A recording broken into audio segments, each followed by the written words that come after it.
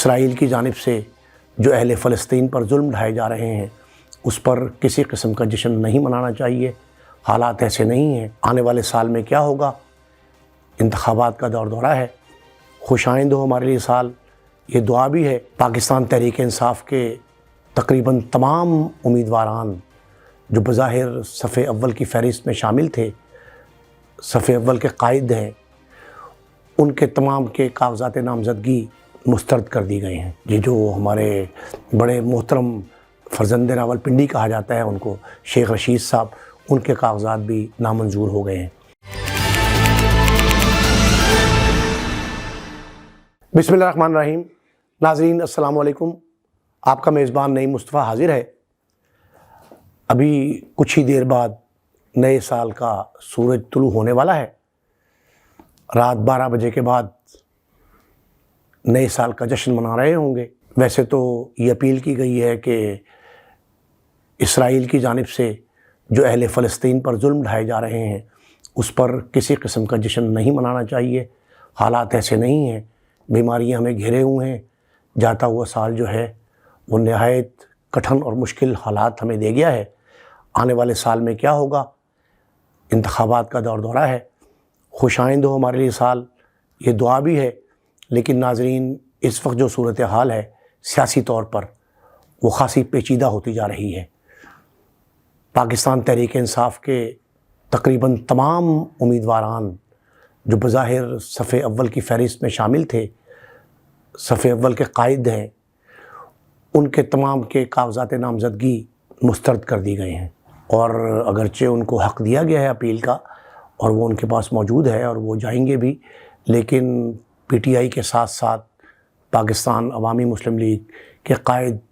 یہ جو ہمارے بڑے محترم فرزند راولپنڈی کہا جاتا ہے ان کو، شیخ رشید صاحب، ان کے کاغذات بھی نامنظور ہو گئے ہیں۔ ناظرین، اس وقت صورتحال یہ ہے کہ پاکستان تحریک انصاف کے وہ لوگ جو کنوری کینڈیڈیٹ کے طور پہ سامنے آئے تھے،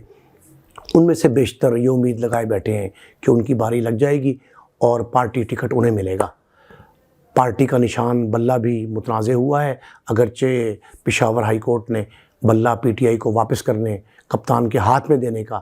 اعلان تو کیا ہے، فیصلہ بھی کیا ہے، بڑا باقاعدہ اس کے ججمنٹ بھی آ گئی ہے، لیکن ناظرین اس کے باوجود شکوک و شبہات کے سائے جو ہیں وہ بلے پر ابھی تک منڈلا رہے ہیں۔ ناظرین، ایک اور صورتحال جو بڑی عجیب سی گمبھیر ہوتی دکھائی دے رہی ہے وہ یہ ہے کہ پی ٹی آئی کے سربراہ بانی چیئرمین جو تھے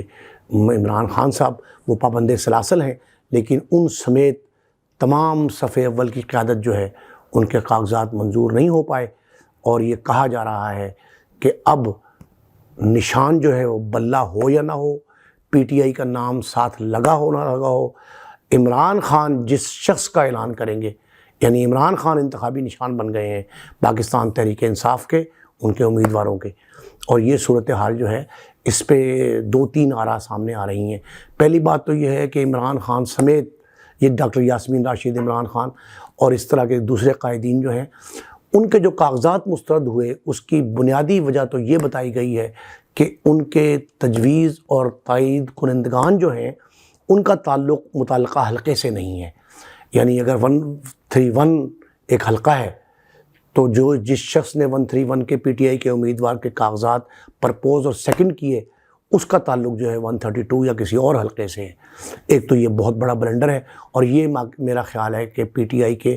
اپنے طور پر اپنے ہاتھ میں تھا معاملہ، جو شاید اجرت میں صحیح نہیں کر سکے۔ اور یہ جو انٹرا پارٹی الیکشن ابھی ریسنٹ پاسٹ میں ہوئے، جسے الیکشن کمیشن نے مسترد کیا، یہ جو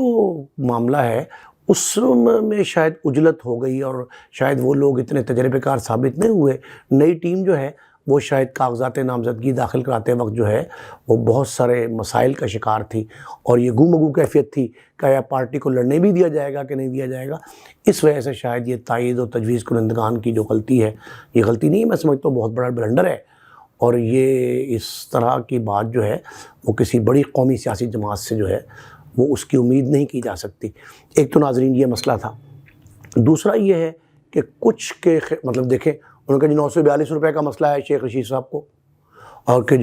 12 سال پہلے وہ کسی ہوٹل میں قیام پذیر تھے مری کے، اور وہاں انہوں نے بل ادا نہیں کیا تھا، اور جبکہ وہ کہتے ہیں کہ بھائی یہ تو گڑھا مردہ اکھاڑنے کے لیے کیا گیا ہے، یہ گڑھا مردہ اکھاڑ رہے ہیں کہ وہ میرے دوست کا ہوٹل تھا یا مینیجر میرا دوست تھا تو اس نے وہ 942 میں کوئی بڑی رقم نہیں ہے، تو اس کی عدم ادائیگی پر ان کے کاغذات مسترد کیے گئے۔ اب شیخ صاحب نے کہا ہے جی کہ میں سپریم کورٹ کا دروازہ کھٹکھٹاؤں گا اور وہاں جاؤں گا۔ لیکن ناظرین اس میں ایک بات جو سامنے آئی ہے ابھی وہ یہ ہے کہ ابھی ان کو 2 دن کی مزید مہلت دے دی گئی الیکشن کمیشن کی جانب سے، یعنی 24 اپیلیٹ ٹریبونل جو ہیں وہ قائم کیے گئے ہیں، اور ابھی ان سے یہ کہا گیا ہے کہ جن امیدواروں کے کاغذات مسترد یا نامنظور ہوئے ہیں وہ پیر اور منگل تک ان ٹریبونلز میں جا کے اپنی اپیلیں دائر کر سکتے ہیں، پھر اور بھی فورمز ہیں سپریم کورٹ تک جا سکتے ہیں۔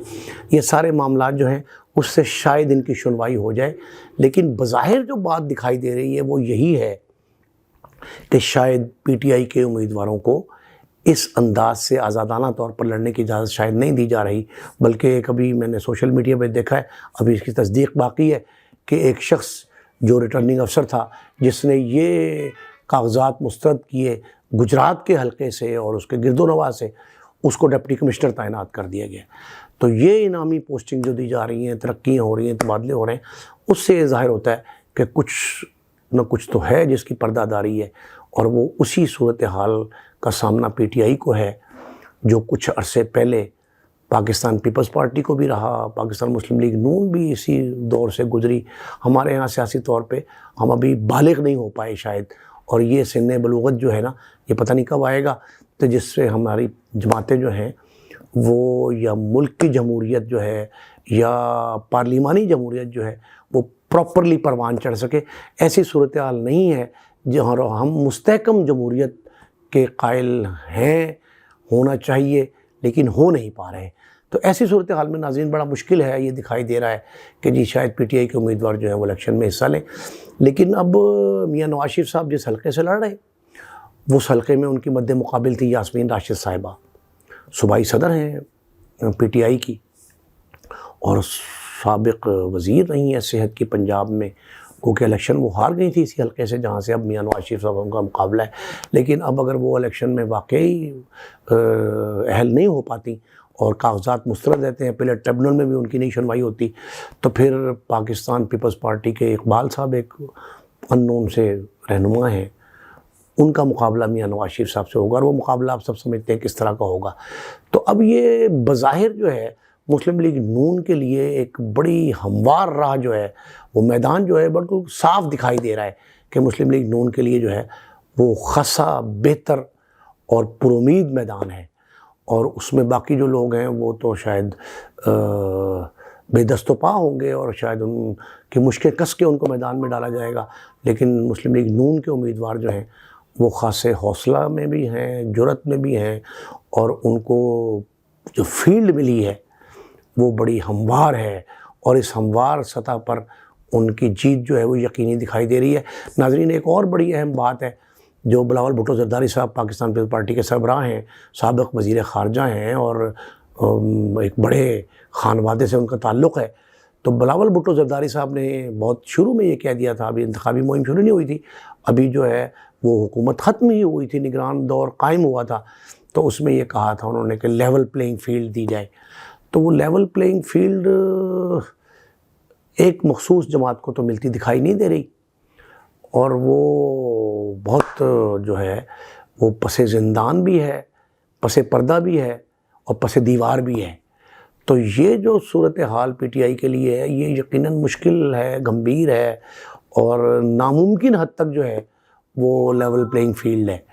تو ایسے میں پتہ نہیں اب کیا صورتحال ہوگی اور کیسے لوگ جو ہے وہ جیتیں گے۔ میرا خیال یہ ہے کہ اگر لیول پلینگ فیلڈ دے دی جائے، اپیلیٹ ٹریبونل میں ان کی سنوائی ہو جائے اور یہ امیدوار جو ہیں یہ بحال ہو جائیں تو ٹھیک ہے، وگرنہ جو باری میں انتظار میں بیٹھے ہوئے ہیں، جو کورنگ کینڈیڈیٹ کے طور پہ پی ٹی آئی کے جمع کروائے تھے کاغذات جن لوگوں نے، ان کی لاٹری نکلتی دکھائی دے رہی ہے۔ تو دیکھتے ہیں یہ صورتحال کیا بنتی ہے، منگل تک کا وقت ہے، اس کے بعد بھی جو ہے وہ جنوری کے پہلے ہفتے تک یہ ٹریبونل اپنے فیصلے کریں گے، تو پھر صورتحال سامنے آئے گی۔ اس وقت تک کے لیے اپنے میزبان نئی مصطفیٰ کو اجازت دیجیے، اللہ نگہبان۔